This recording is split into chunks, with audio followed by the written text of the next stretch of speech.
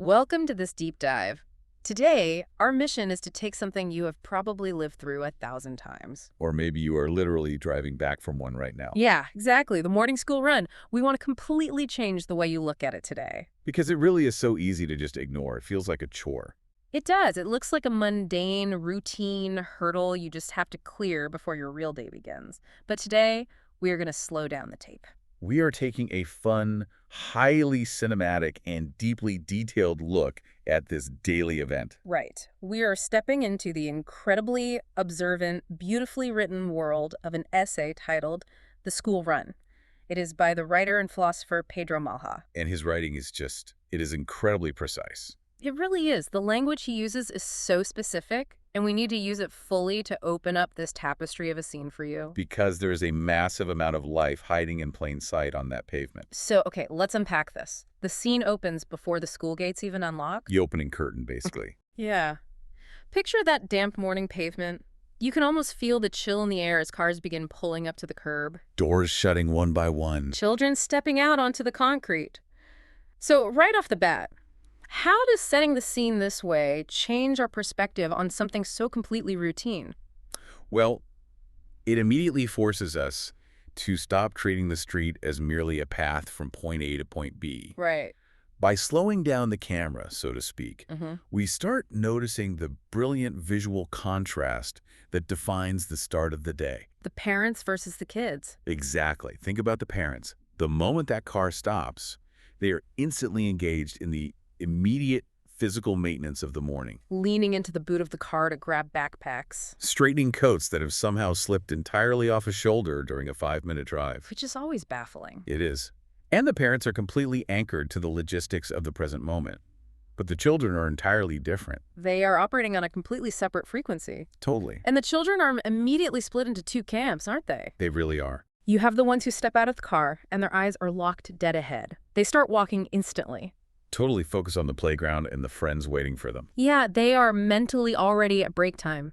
Then you have the others. The lingerers. Yes, the lingerers. They stay close beside a parent for just a moment longer. They adjust a strap. They look toward the entrance, almost as if they are actively deciding when to begin that short, brave journey toward the school gate. And what is happening in that lingering moment is so fascinating. What do you think it is? That lingering is the physical manifestation of a psychological threshold. The car, the parent, the morning commute, that is the domain of the family. It is familiar. It is safe. And the gate is everything else. Right. The school gate represents the outside world, the institution, the social hierarchy. So pausing at the edge of the pavement instead of walking straight through, it reveals this massive transition quietly unfolding in real time. It is a scene incredibly dense with motion and emotion. And when we look at the youngest children, that motion takes on a very specific character. Oh, let's talk about those youngest children, because they bring the most visible energy to the pavement. The absolute most. Let's picture them for a second. Their movement is completely light and unpredictable. They move as if the morning is something to explore rather than a schedule to organize. Skipping across puddles. Yes, you see them skipping ahead with backpacks that are almost as big as their entire bodies. It's bouncing against their shoulders with every single step. And you cannot talk about a primary school run without the scooters. Oh, the scooters are vital. They are incredibly cinematic here. Picture that exact motion gliding past in quick bursts, one foot pushing the ground rapidly, while the other foot rests on that tiny, narrow platform. And then when they abruptly stop, the scooter just tilts and rests briefly against a little leg. or it just gets shoved into a parent's waiting hand. Exactly. Why is this chaotic movement so central to the morning? Well, what's fascinating here is the absolute precision of the small negotiations happening on that pavement. What kind of negotiations? This age group is defined by these tiny, constant physical frictions. You have a child stopping dead halfway across the pavement to slide a backpack off their shoulders. And a parent effortlessly lifting it right back up without even breaking their stride. Exactly. The pavement holds this strange, delicate balance between freedom and preparation. Because they are moving as if the morning is an open landscape. Right, but the bags bouncing on their backs already carry the heavy, rigid structure of the day that is waiting for them inside the classroom. The tension between that wildness and structure really comes through in the tiniest details. It really does. Think about that moment where a child completely refuses a coat that a parent has already started fastening. Oh, the stiff arm refusal. Yes, the child is standing there with their arms completely sticking at their sides, refusing to bend, and the zip just waits patiently between them. While beside them, a lunchbox is just swinging back and forth against a small leg. What does that stiff-armed refusal actually represent? Is it just stubbornness, or is there something deeper? It is the negotiation of autonomy. Autonomy. Yeah. That stiff-arm posture is a child testing the boundaries of their own agency just moments before they hand that agency over to a teacher for the next 6 hours. Wow. And the zip. The zip waiting patiently is the perfect visual for the patience required in parenting. That is so true. The adult knows the coat needs to be zipped because it is cold. The child feels the sudden urge to exert control over their physical self. Caught exactly between the wildness of childhood and the structure of society. And these small negotiations are how they practice independence. It is funny, while all this chaotic skipping and coat negotiating is happening, you have a completely different ecosystem just a few feet away. A completely different world. If you shift your camera focus slightly further down the railings, you see the older pupils, the teenagers. The contrast is immediate. They share the exact same stretch of concrete, but they might as well be on a different planet. They absolutely are on a different planet, sociologically speaking. The physical differences alone are striking. Oh yeah, the older kids are not skipping. Definitely not. Their movements are significantly slower, almost lethargic by comparison. And their voices are distinctly lower. They gather together in these loose circles on the pavement, and if you watch their body language, you see their shoulders leaning slightly inward. Those inward shoulders create a physical barrier to the outside world. The conversations literally narrow between them. I find the acoustics of those circles so interesting. How so? There is a distinct rhythm.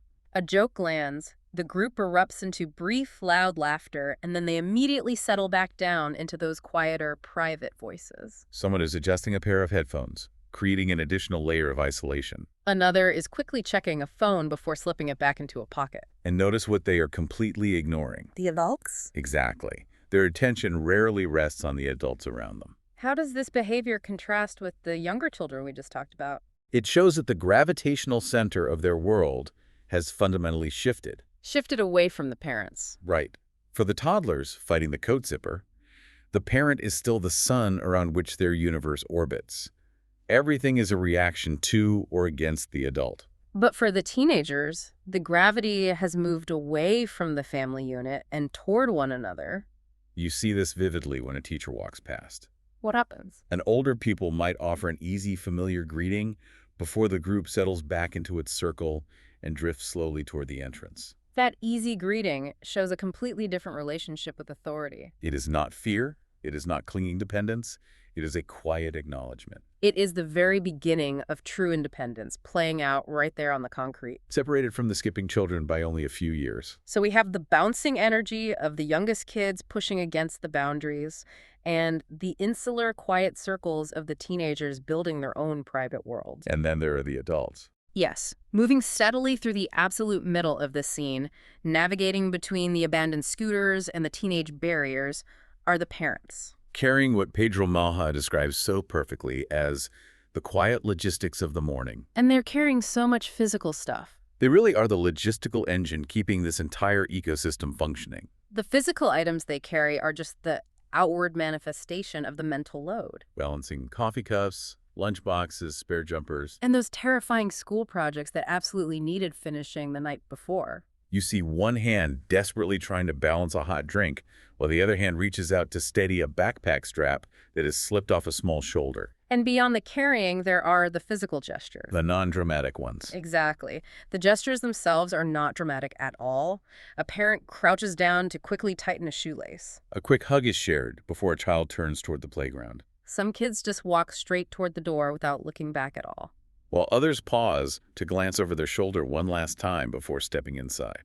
And the parents just stand there. They linger at the edge of the playground, just watching their child join a group of friends or navigate the space toward the classroom entrance. That lingering is so poignant. Why is it so poignant, do you think? Because of what it represents in the grander scheme of their day.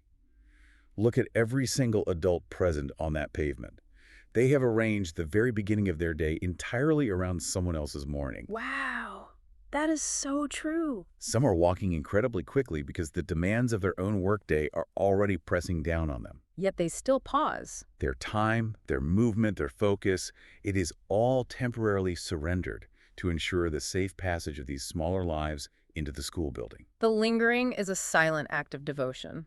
It is the invisible labor of just getting someone out the door, translated into a quiet moment of observation. That idea of surrendering the morning is so powerful, but the parents rushing off to their own jobs are not the only adults on the pavement. No, they're not. If you look further along, another rhythm becomes visible, a much slower rhythm. The grandparents. Yes, the grandparents.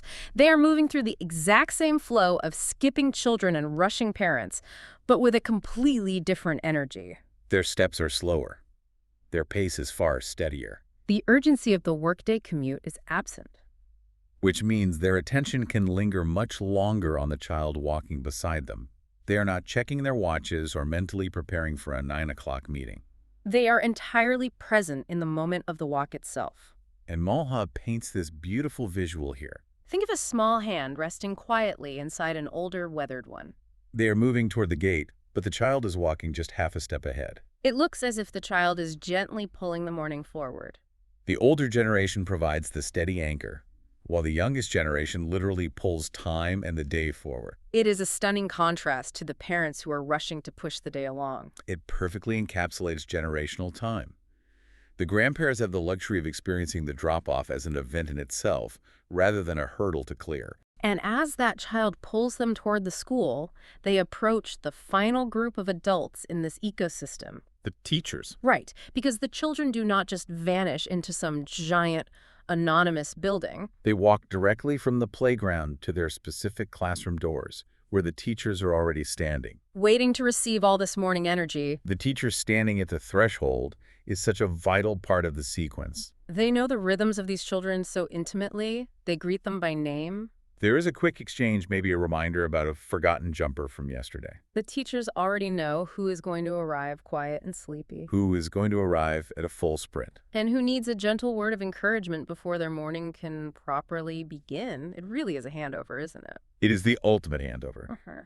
The parents and grandparents pause at the edge of the playground, watching that short physical distance between themselves and the classroom door. The child crosses that space, the teacher offers a greeting, and the transition is complete. Family life releases the morning, and the school day begins to take shape. But the brilliance of observing the scene is that it does not end with just the physical transition of the morning. Right.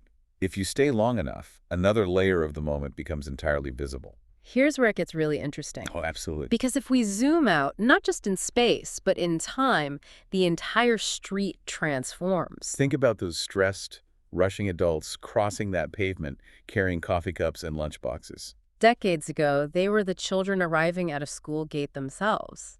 They once walked beside parents who stood exactly where they are standing right now. The roles change, but the rhythm of the street stays exactly the same. If we connect this to the bigger picture, the implications are staggering. It really turns a mundane chore into a living museum of the human condition. Look at the grandparents watching from the edge of the playground.